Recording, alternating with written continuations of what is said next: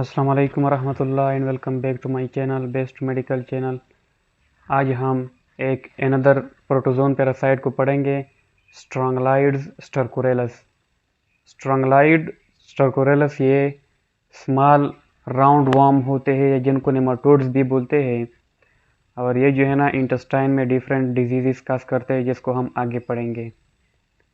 पहले सवाल पैदा होता है कि स्ट्रोंगलाइड स्टरकोरेलस इसके लार्वे कौन कौन से है। तो इसके मेनली दो किस्म के लार्वे होते हैं, एक होते हैं फिलियरिफॉर्म लार्वे और एक होते हैं रेब्डाइटिफॉर्म लार्वे। लेकिन उनमें जो इन्फेक्टिव फॉर्म है जो कि एक्चुअली ह्यूमन बॉडी को इन्फेक्ट करता है वो है फिलियरिफॉर्म लार्वे। ये एमसीक्यूज पॉइंट है। दूसरा कंसेप्ट ये है कि स्ट्रोंगलाइड स्टरकोरेलस का जो लाइफ साइकिल होता है ये दो लाइफ साइकिल रखता है। इसका एक life cycle with in the human body complete होता है, यानी जो डिफिनेटिव होस्ट है ह्यूमन बॉडी, बस वही उसी के अंदर जो है ना एक ही होस्ट है, वहाँ पर उसका जो सेक्सुअल रिप्रोडक्शन है या जो साइकिल है वहाँ पर होता है। और दूसरा लाइफ साइकिल है free living life cycle in the soil, यानी रेत में उसका एक साइकिल रेत में भी होता है, वहाँ पर वो एग्स प्रोड्यूस करते हैं, लार्वे प्रोड्यूस करते हैं। तो ये दो लाइफ साइकिल हम अभी पढ़ेंगे।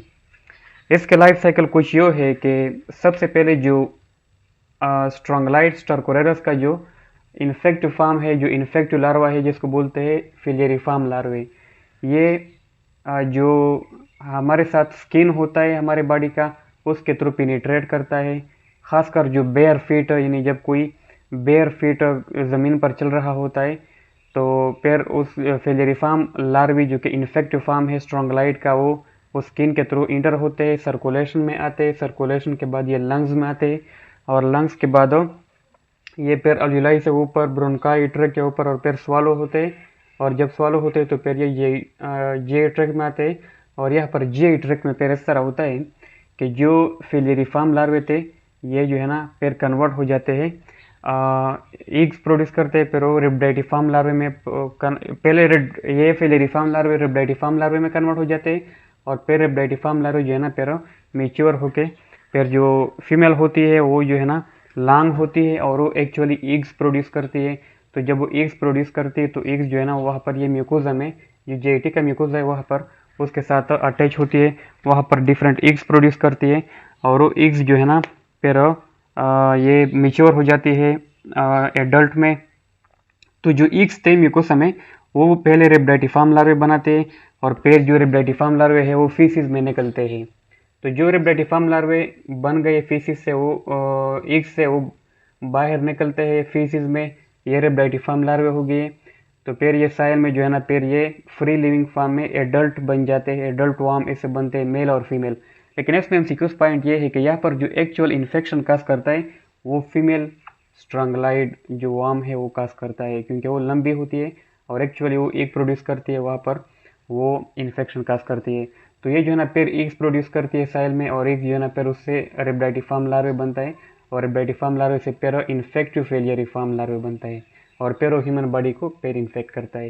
लेकिन बाज़ औक़ात इस तरह भी होता है कि जो जीआईटी में रेब्डाइटिफॉर्म लार्वे थे यहाँ पर रेब्डाइटिफॉर्म लार्वे से फ़ौरन इन्फेक्टिव फिलियरिफॉर्म लार्वे बनते हैं और वहाँ पर इन्फेक्शन काज करते हैं।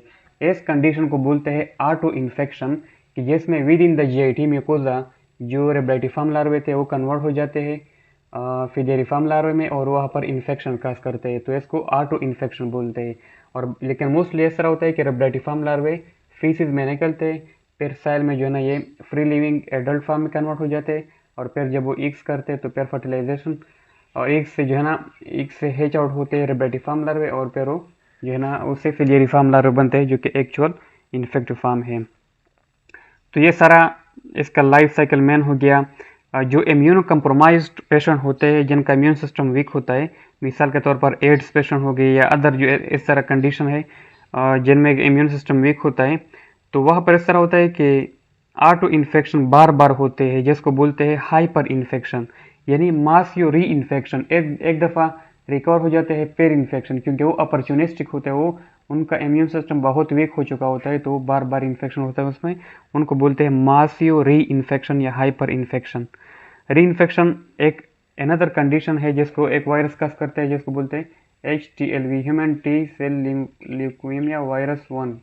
ये इस कंडीशन में भी ये MCQs पॉइंट है, इसमें भी स्ट्रॉन्गलाइड ज़्यादा होता है क्योंकि इसमें भी इम्यून सिस्टम जो है ना वो वीक हो जाता है, तो इसके नतीजे में भी स्ट्रॉन्गलाइड जो है ना वो ज़्यादा होता है।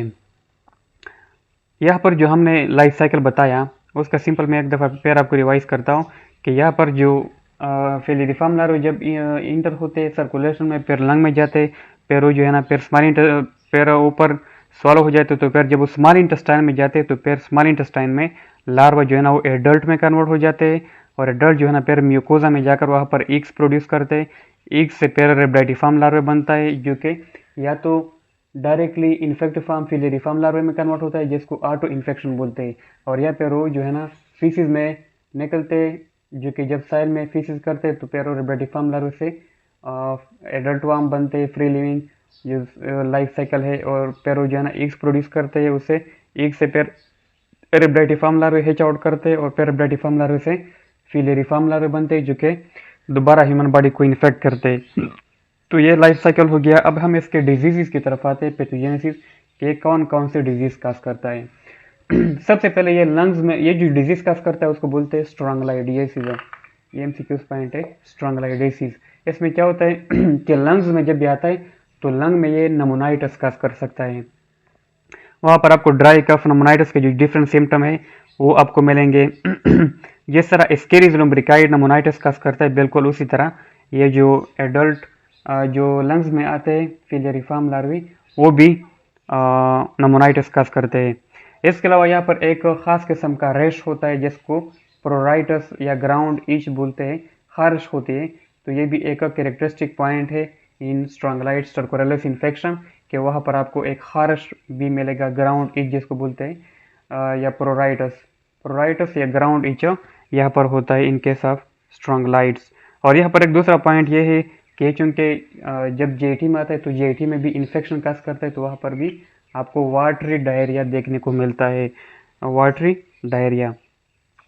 इसके अलावा स्ट्रॉन्गलाइट स्टरकोरेलिस जो है ना इससे क्यूटेनियस लार्वा माइग्रेंस भी, यानी जो लार्वा माइग्रेंस क्यूटेनियस भी होता है, तो उसके नतीजे में फिर स्ट्राइकिंग यूजिनोफिलिया होता है, यानी यूजिनोफिल का लेवल बढ़ जाता है। जब आप उसको देखते हैं अदर भी इस तरह नेमाटोड है कि जिनमें भी यूजिनोफिलिया का लेवल बढ़ जाता है, तो यहाँ पर भी उसी तरह क्यूटेनियस लार्वा माइग्रेन की वजह से फिर यूजिनोफिलिया होता है, कैरेक्टरिस्टिक यूजिनोफिलिया।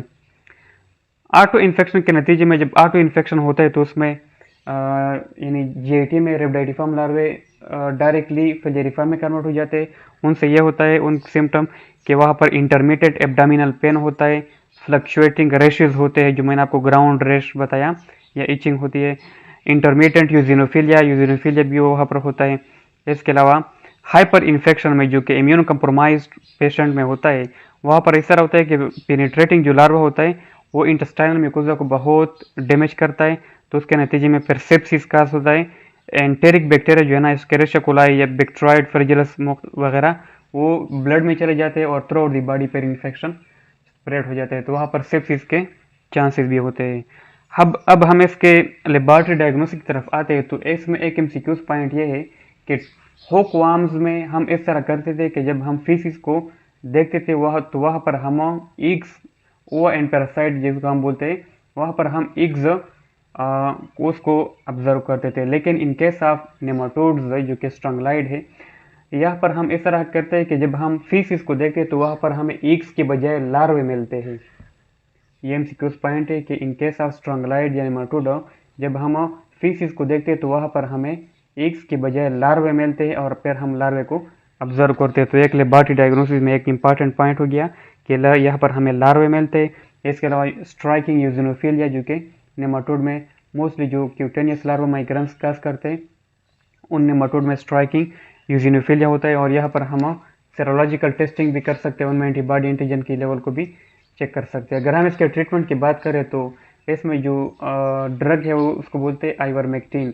आइवरमेक्टिन जो है ना ये जो नेमाटोड है खासकर स्ट्रॉन्गलाइड उसके लिए ड्रग ऑफ चॉइस है, उसके खिलाफ काम करता है। इसके प्रिवेंशन की अगर हम बात करें तो प्रिवेंशन ये है कि हम वाटर की डिस्पोजिंग सेवेज की जो डिस्पोजिंग है वो प्रॉपरली करें। इसके अलावा शूज़ यानी बेयर फुट हम ज़मीन पर न जाए बल्कि शूज़ पहन कर जाए। इसके अलावा जो हाइपर इन्फेक्शन जिन लोगों में होता है यानी जो इम्यूनो कंप्रोमाइज्ड होते हैं उनको हम चाहिए कि हम इम्यूनोसप्रेसिव ड्रग्स जो देते हैं उनको हम अवॉइड करें, क्योंकि अक्सर उसमें भी इम्यून सिस्टम वीक हो जाता है। इसके अलावा हम एंटीबॉडी भी प्रोवाइड कर सकते हैं in case of immuno compromised people.